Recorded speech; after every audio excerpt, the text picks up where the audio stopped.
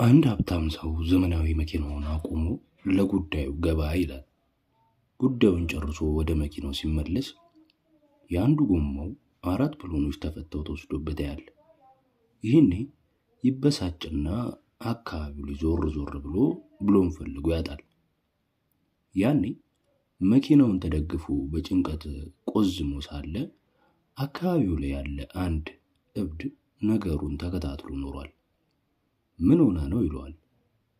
ሰውየውም በንቀት አይን አየት እያደረገ የጎማዬ ብሎኖች ተፈተው ተወስዶብኝ ነው፣ እንዳልገዛ ደግሞ አካባቢው ላይ የለም ይለዋል በብስጭት ስሜት። ይህን እብዱ ነው እንዴ ታዲያ? ለምን ታዲያ ከ3ቱ ጎማዎች አንዳንድ ብሎን ፈተ 4ኛውን ጎማ አታስረም አለው። ሰውየውም በመገረም ሐሳቡ በጣም አስደሰተው። እንዳለውም አደረገ። ግን እብዱ ዘዴውን ነግሮት ሊሄድ ሲል ሰውየው ቆይ አንተ እብድ አይደለህ? እንዴት ይሄ ሐሳብ ሊመጣልህ ቻለ ይለዋል። እብዱም ቀበል አድርጎ ታዲያ እኔ እብድ ነኝ እንጂ ደደብ አይደለሁም ብሎ ይመልስለታል። ዝቅ በል፣ ዝቅ ስትል ከፍ ትላለህ። ተናነስ፣ ራስህን አትቆልል።